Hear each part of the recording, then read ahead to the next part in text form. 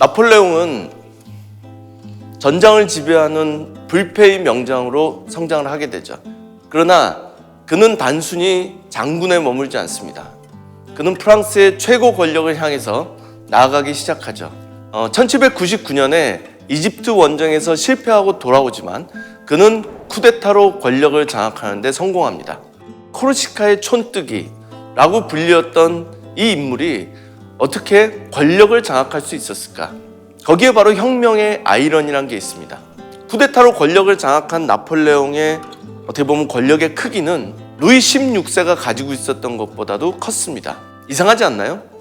1789년에 프랑스의 국민들은 절대 왕정이 싫다라는 이유 때문에, 권력을 한 사람이, 무능한 한 사람이 독점하고 있는 게 싫다는 이유 때문에 혁명이라는 과정을 거쳤습니다. 근데 불과 10년 뒤에 더 큰 권력을 한 사람에게 몰아준 겁니다. 어떻게 그렇게 됐을까? 결국 혁명이 실패했기 때문입니다.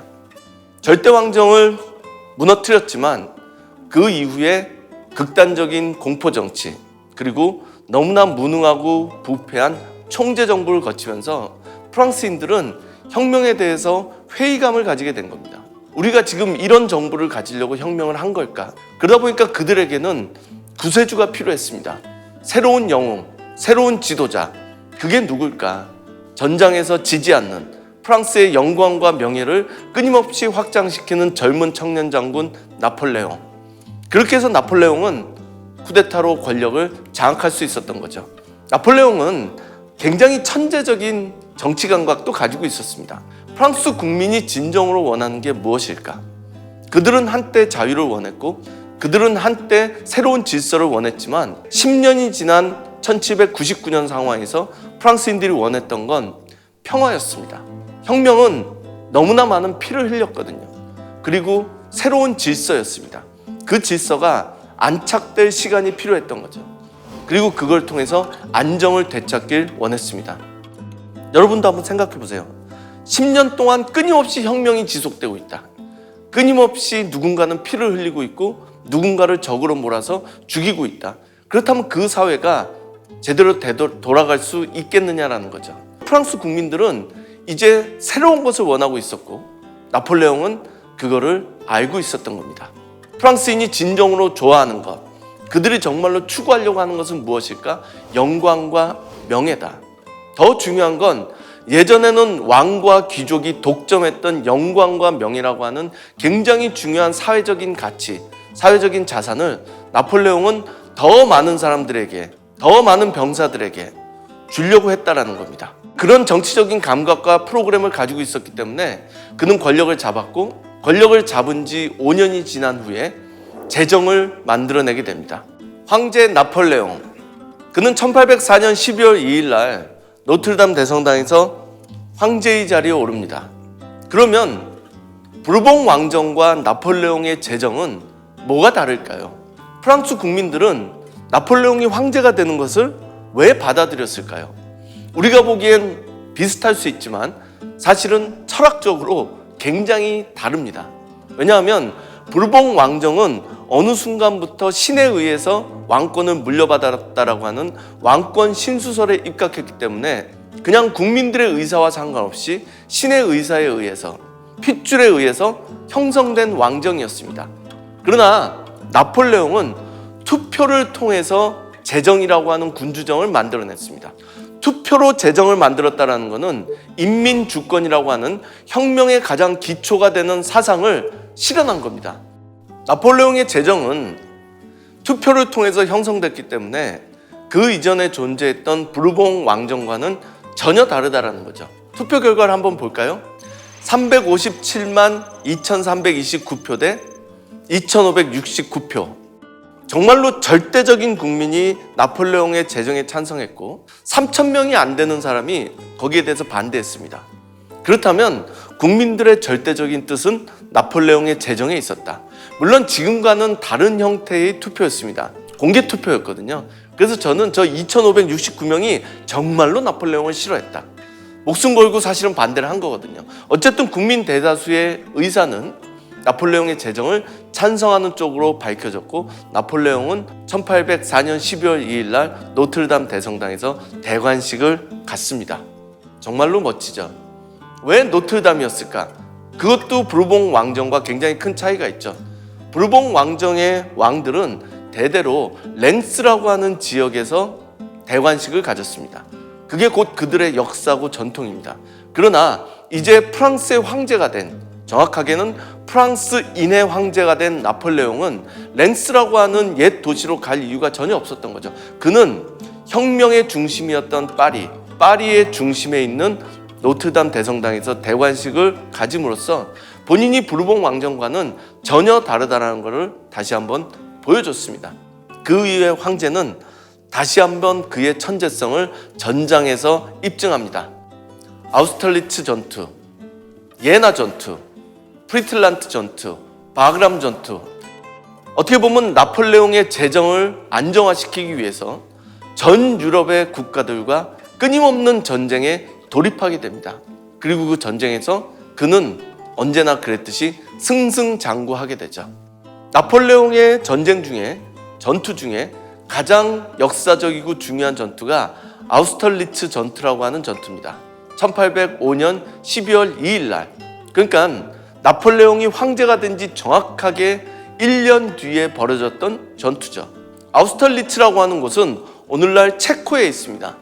그곳에서 나폴레옹은 자신의 제위에 반대하는, 프랑스 혁명에 반대하는 러시아의 황제 알렉산드르 1세와 오스트리아의 황제 프란츠 1세의 대군에 맞서서 역사적인 승리를 거두게 됩니다. 여기에서 나폴레옹은 본인이 갖고 있는 천재성을 여실히 드러내죠. 빠르게 진격하고 전략 목표를 새롭게 정하고 적군들을 속여서 전쟁터로 끌어내고 그 군대를 둘로 쪼개서 각계격파하고 그거를 조약으로 연결시키는 나폴레옹의 모든 것이 다 들어가 있습니다. 그런데 나폴레옹은 사실은 황제가 되기 이전에 1799년 이후로는 그 이후에 마렌고 전투라고 하는 역사적인 전투가 있었는데 마렌고 전투 이후에는 5년 가까이 전쟁터에 직접 나서본 적이 없습니다. 그래서 많은 사람들이 그런 생각을 했어요. 5년 동안 전쟁을 하지 않았으니까 나폴레옹의 실력이 녹슬었을 것이다. 그러나 나폴레옹은 아우스털리츠 전투에서 전혀 녹슬지 않았다는 것을, 천재에게는 연습이 필요 없다는 것을 다시 한번 증명해 보이죠. 시작이었습니다. 아우스털리츠 전투에서 오스트리아를 굴복시켰고 그 다음에는 예나 아우어슈테트 전투에서 프로이센을 굴복시켰고 그 다음해인 1807년에는 프리틀란드에서 러시아를 굴복시킴으로써 유럽 대륙에 있는 모든 강대국들을 차례차례 굴복시키고 대륙 전체를 지배하게 됩니다. 그는 베를린에도 입성했고요. 그리고 러시아 황제를 불러내서 틸지트라는 곳에서 조약을 맺기도 하죠. 이제 유럽은 나폴레옹의 손아귀로 들어갔습니다. 여기가 바로 아우스털리츠 전투의 기념관이 있는 바로 그 역사적인 현장입니다. 정말 멋진 곳이죠. 그리고 그의 승리를 연이어 일어나는 승리를 기념하기 위한 개선문을 만들죠. 물론 이 개선문은 그때 만들어진 건 아닙니다. 결과론적으로 나폴레옹의 승리를 기념하기 위해서 만들어졌지만 그때는 이렇게 웅장한 모습으로 존재하지 않았었죠. 나폴레옹 사후에 오늘과 같은 모습으로 만들어지게 된 겁니다.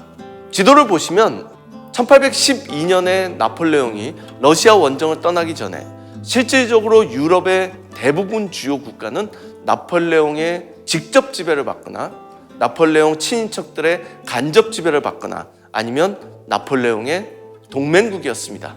유럽 대륙 전체를 저렇게 확실하게 지배해본 정복자, 군주는 그 이전에는 존재하지 않았습니다. 나폴레옹이 얼마나 대단한 장군이었느냐, 군인이었는가를 보여주는 하나의 표를 제가 만들어 봤습니다. 나폴레옹은 무수히 많은 전투를 통해서 자신의 재정을 안정화시키고 프랑스를 안정화시켰죠. 그 기간 동안에 나폴레옹은 무엇을 했을까? 가장 중요한 것은 전쟁으로 흔들리던, 외세의 침공으로부터 흔들리던 혁명을 지켜내고 뿌리내리게 했다라는 겁니다. 1804년에 나폴레옹은 법전을 만듭니다. 소위 말해서 프랑스 혁명이 추구했던 가치들, 자유, 평등, 재산권과 같은 그런 가치들을 법제화함으로써 영속성과 안정성을 갖게 한 게 어떻게 보면 나폴레옹의 가장 큰 업적입니다. 나폴레옹의 법전은 오늘날 우리가 생각하는 근대적인 굉장히 많은 개념을 포함시키고 있습니다.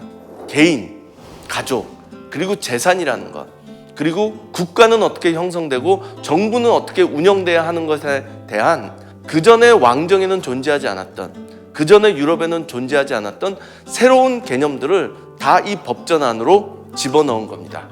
그게 가장 큰 업적이죠.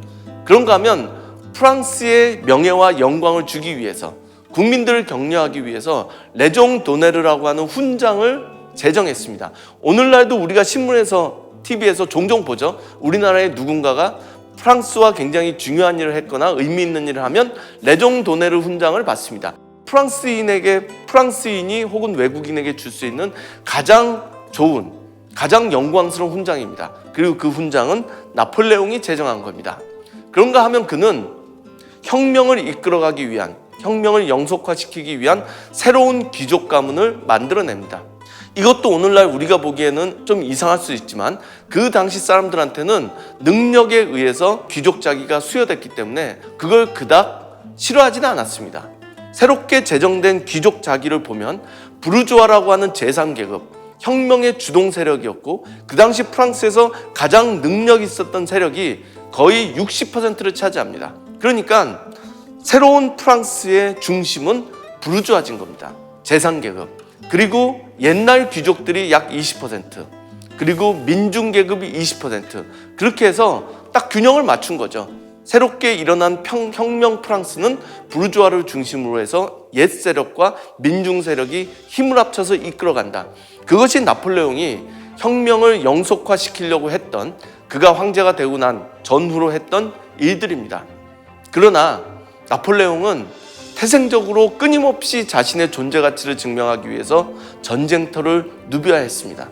그리고 그 끊임없는 전쟁은 결국은 천재의 몰락으로 이어지게 됩니다.